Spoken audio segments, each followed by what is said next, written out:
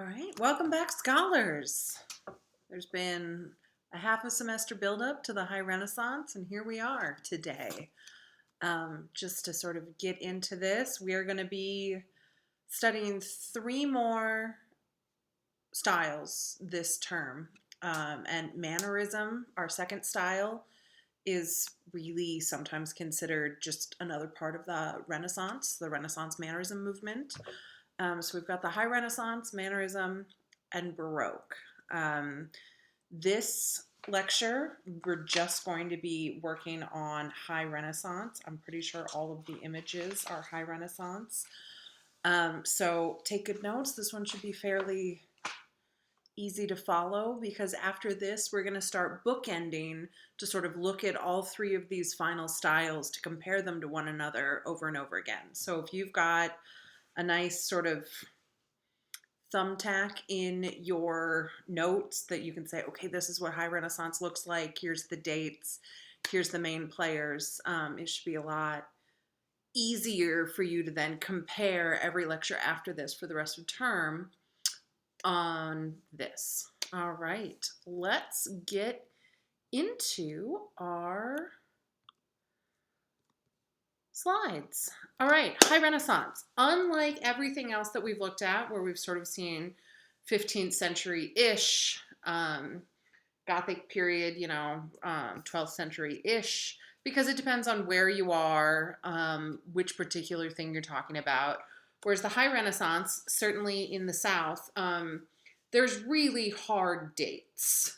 So 1490 to 1520, this is the pinnacle of the High Renaissance. We're only going to look at three artists today, kind of the major rock stars, because they are the masters in a period of masters. And I think these are the ones that you'll need to know the most as we go through the later periods. You'll start to see people kind of copying Raphael, copying Michelangelo, copying Da Vinci. So if you know what their style is, what their work looked like, sort of those key points of mastery from them, the rest of this should be make a little bit more sense. Humanism and classicism are big isms for this High Renaissance. We've had a 200-year buildup on how to artistically express these concepts. Now we've mastered it. I'm going to throw the word mastered and perfection around so much today you're going to be tired of it, but those really are kind of the two adjectives of the era. Perfection in composition, perfection in observation, mastery of portraying the human figure, the human form. This is sort of imitation of nature, showing you exactly what is there.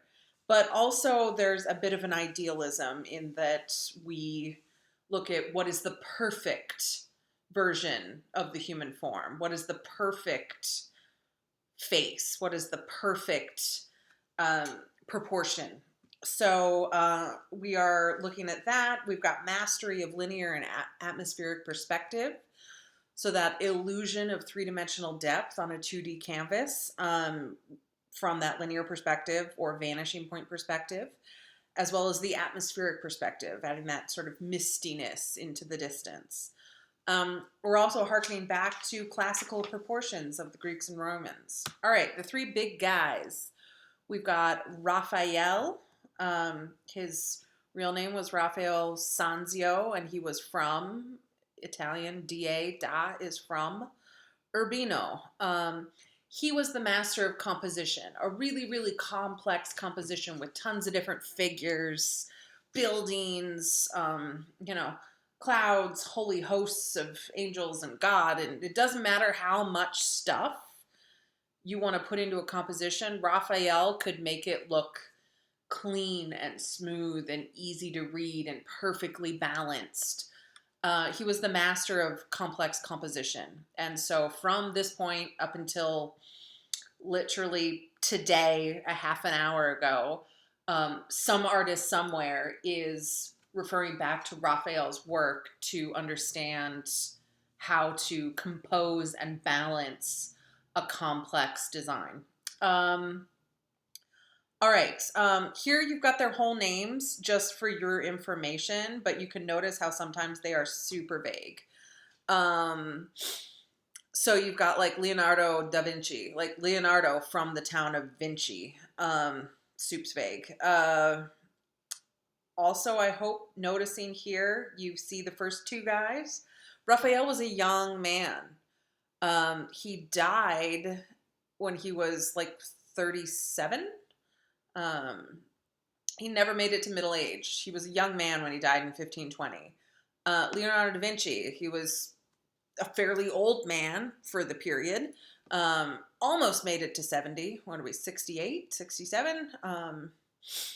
He also died in 1519. So we've kind of got that like day the music died sort of situation. When we lost two of our heavy hitting Renaissance masters, I will also point out the master architect of the period, Bramante. He was dead by 1520 as well. So you've lost sort of 75% of your super hit rock stars of the stylistic era. It's over in 1520. With the death of Raphael, with Da Vinci having died the previous year, with Bramante being dead, 1520 is the end of the High Renaissance. We've lost too many rock stars to really consider it their era anymore. So what happens after that? Well, that's another show. That's for next week. But Michelangelo Buonarroti from Lodovico, or of Lodovico, he, as you can see, lived well past that 1520 marker. He didn't retire. He actually becomes a major master of the next movement we're going to study, which is Mannerism. It's a very different stylistic movement. So Michelangelo produces a lot of mastery in the High Renaissance. He also becomes a major player in the next movement. So he's a master of two stylistic movements, the High Renaissance and Mannerism. Again, it can be argued that Mannerism is another style of the Renaissance. For my purposes in this class, because I would argue that Mannerism is certainly, if not a reaction, because I can see where people would say that it's not, but it's certainly different. It's taking art and style in a completely different direction.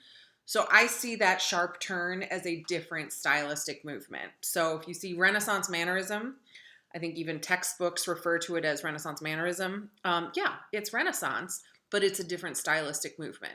So Michelangelo, he was a master of both. And part of that, which is quite interesting because Mannerism does not go for perfection of figure, and he changes his style completely during that time. I mean, you can still tell it's a Michelangelo. I'm getting ahead of myself, but the point is he's a master of figure. He does the perfect human form. So we are going to look at a few of his sculptures, some of his paintings today, and you can see that sort of perfection of human form. Right, so we're going to sort of give examples today, just a few examples of work that support these statements of their mastery, that Raphael was a master of complex composition, that Leonardo da Vinci was a master of observation and drawing. Wow, that was super British of me. Drawing. Michelangelo, he was the master of figure and human form. So before the Renaissance, the word create was only used for God. Artists make things. The term create began to be used for artists in the Renaissance. We have Giorgio Vasari to thank for a lot of our terms that we have for this period, including using the word create. He's also the one who called it the Rinascite, the rebirth, the Renaissance. We talked about him. I may have slandered him a bit a few weeks ago. He was a massive fanboy of Michelangelo and other major Renaissance artists. But we owe him a great deal for what we know about this period. I just want to make sure that you both understand what's the sort of like, I don't know, Cliff Notes version of what the Renaissance was, but also the very complex contexts that we have been adding. Certainly with your understanding of the Catholic Church versus the Protestant Reformation that was happening in the area leading up to this. With certain artists of the early pre-Renaissance period like Botticelli, and what their work really did, and how it wasn't all in a perfect vacuum where we were all happy with all the changes happening. We weren't. It was complicated. It was messy.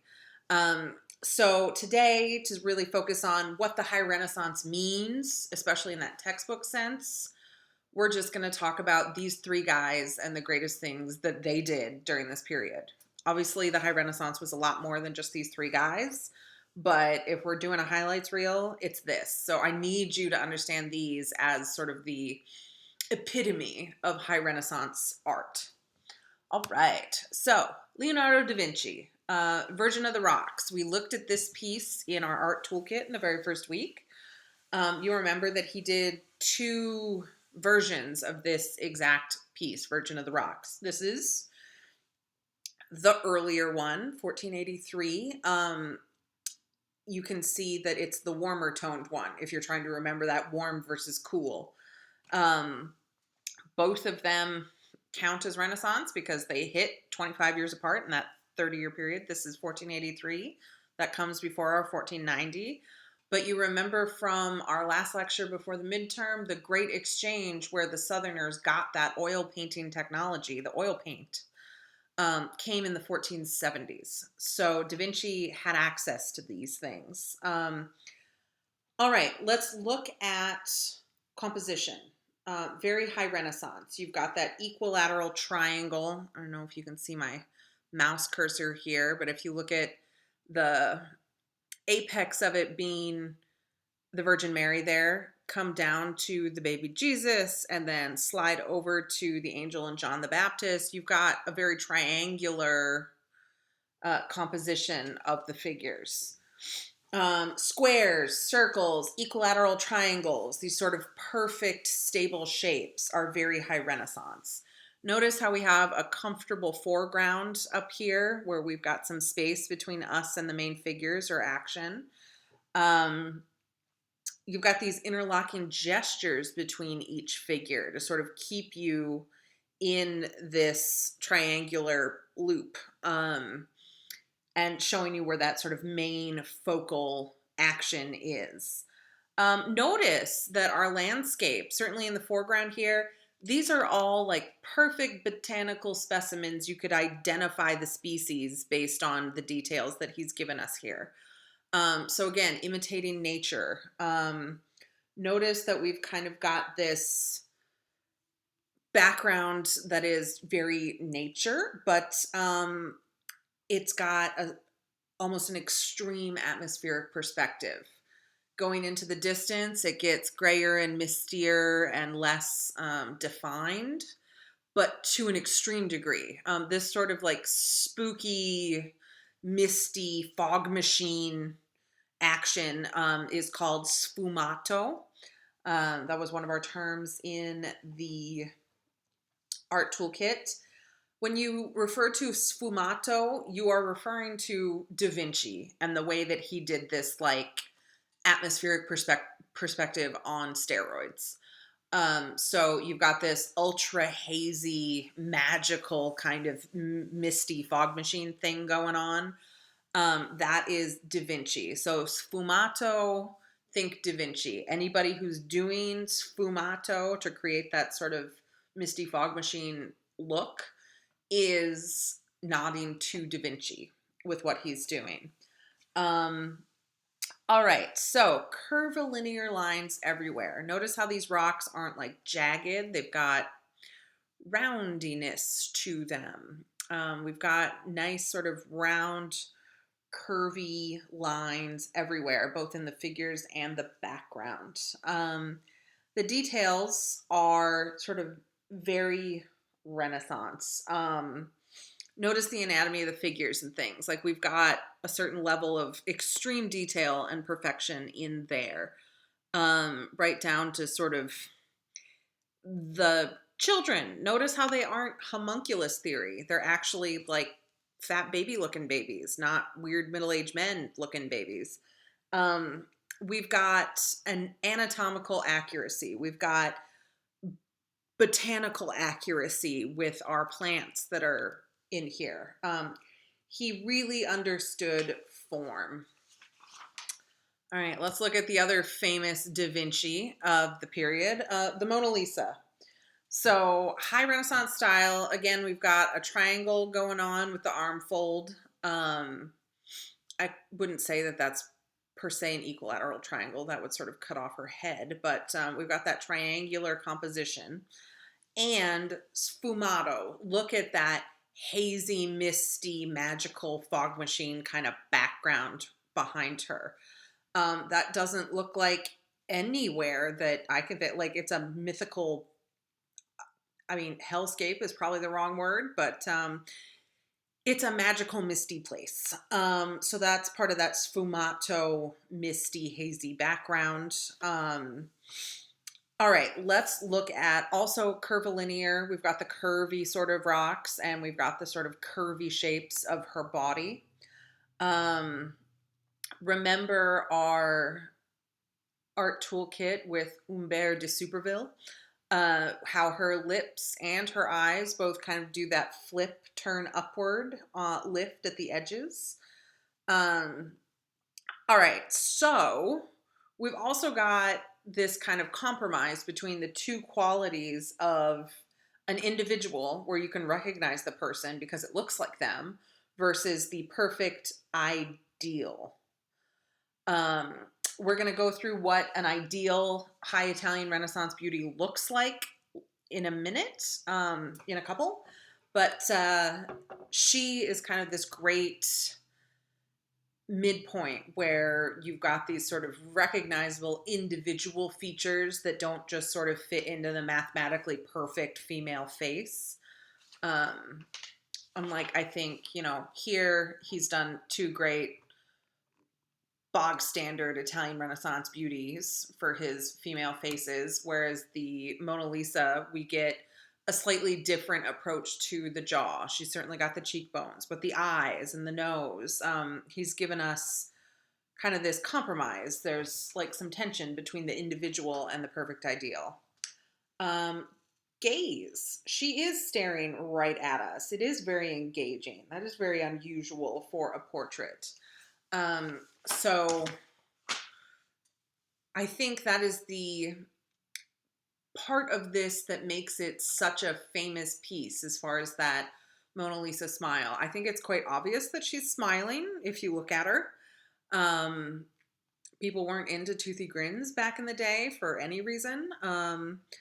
And the fact that she's staring right back at us is, I think, also quite shocking, especially for this period. So she's famous because of her unusual qualities as an individual portrait.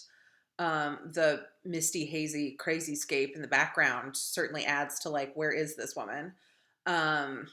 What is she smirking about? People with the why doesn't she have eyebrows? Well, I've got one theory for you. There's many. My mother is a portrait artist, and she will tell you if like hair happens last, like you can block it in, but you can't like do hair first and then put skin on because then your hair is under your skin and it won't look right. So things that are in front of other things are done last. So you put the eyebrows on as one of the last things you do when finishing a face. So if he was still fussing with the details of her facial features or her skin or any other thing, then he would not have put her eyebrows on. I mean, I think she does have a bit of eyebrow going on there, so perhaps she just didn't have much in the way of eyebrows to speak of. But it also could indicate that he just simply wasn't finished yet. And that's valid because this woman's husband who commissioned this portrait never got it. He took it with him when he went to France. So, if it was done, then he would have completed it then. All right, let's look at some of his drawings. We've got this set of grotesques. Leonardo da Vinci's notebooks. We've got a lot of his notebooks, his sketches, his notes. He's quite famous for writing, mirror writing, backwards. I don't think it's as unusual as people make it out to be. Um, but yeah, he was quite the character in a lot of ways, and I think this is one of those examples of how he really studied um, accentuating the uniqueness and the individuality of people. So you can see here, he's not going for idealism. He is accentuating those unique individualistic attributes that people have. So this is how he can kind of master recognizing those parts of somebody's individual look that makes them look like them. And that is absolutely essential to a portrait because people want to be more beautiful than they actually are. People want you to sort of face tune and correct when you're painting a portrait. So he would have had to mix in the ideal beauty moments, with the individual characteristics that made someone recognizable. So for him to be able to really understand what makes somebody look like themselves via caricature, he could master making you look as beautiful as possible while still looking like you.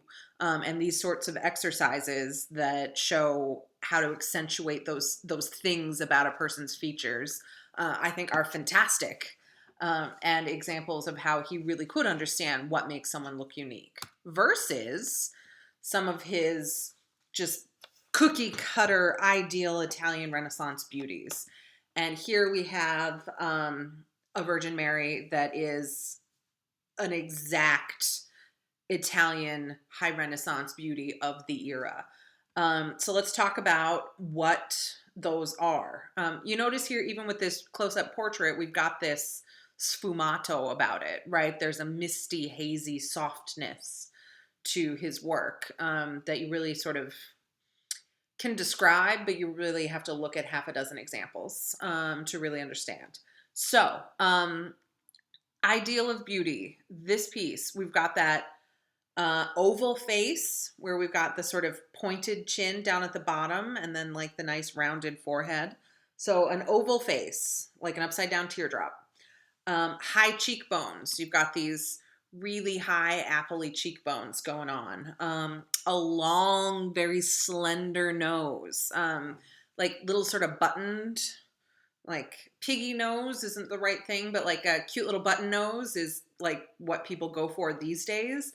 That's not what we're going for here. You don't want like a little button on the end of your nose. You want this sort of long, slender look to the nose. Also, hooded eyes. If anybody follows makeup tutorials, that's something people quote fix these days. Heavy lidded eyes were very much part of that high Renaissance beauty. And that is just this sort of upper part. You've got the lid that physically goes over the eyeball when you open and close your eyes. And then you've got this upper lid, which is like the rest of the eye socket. So making this look very plump and fatty. That sounds gross, but you see what I'm saying. This heavy lid to the upper part of the lid almost makes you look sleepy. So heavy lidded eyes, that's what they're talking about. This sort of upper part of the lid being very prominent. Thin lips, tiny lips, not necessarily in the width, but the actual visible lip. So again, very opposite of what we consider ideal beauty standards today, where like big pouty lips is a thing that people overdraw their lips and things to try to make them look bigger. Not what we're after here. Those thin, small lips. So if you look at the Mona Lisa now, we've got a mix of that individual versus the ideal. So oval face, hers is a lot more square, right? I mean, she's got that tiny little chin, but she's got quite a square face, which means that she must have had a very square face in life. She's got high cheekbones. She's got a long, slender nose. She's got very heavy upper lids to her eyes. She's got very thin lips. So she's falling into that Italian Renaissance beauty standard, while still having been adjusted a bit to make it identifiable. And I think the biggest thing that we can see deviating from that perfect Italian Renaissance beauty is the face shape overall, having sort of a heavier chin. I'm going to clear off some disk space, and we're going to do part 2 here in a hot second. So be right back.